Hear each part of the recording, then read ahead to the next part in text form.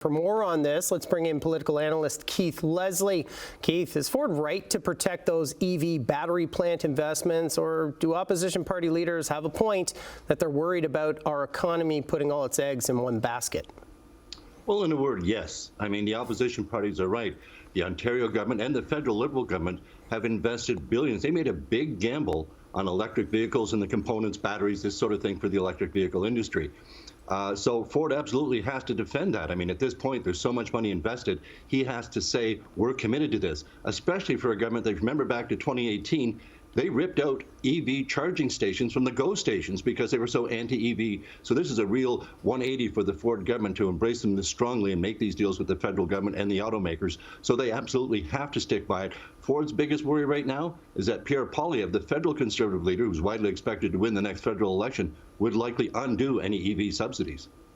Now, Ford is positioning himself as the protector of Ontario, given the threat of Donald Trump's tariffs. What can Crombie and Stiles do to combat that? Focus on the issues where he is vulnerable, and that's not going to be on his Captain Canada routine. It's going to be on healthcare in particular, on the MD shortage of family doctors, on the emergency departments that are closed, or hallway healthcare that only got worse, not better, as he promised it would.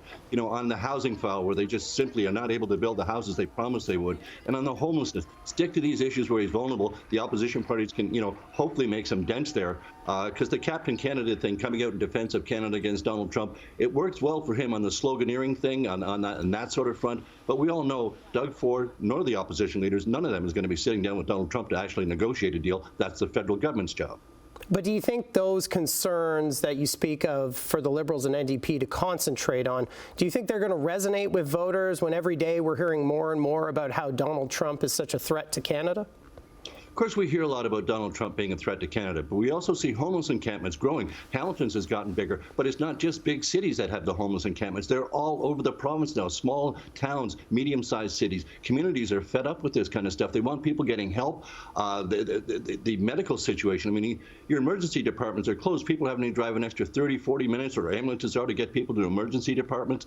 We all know how long you have to wait for an MRI, these sort of things. The government's priorities seem to be all about, the big ticket items and getting the beer and wine in the corner stores and this sort of thing. But what about the everyday stuff? If you have to deal with the healthcare system, the long-term care system, even the education system, there's some real problems there, and that leaves openings for the opposition parties.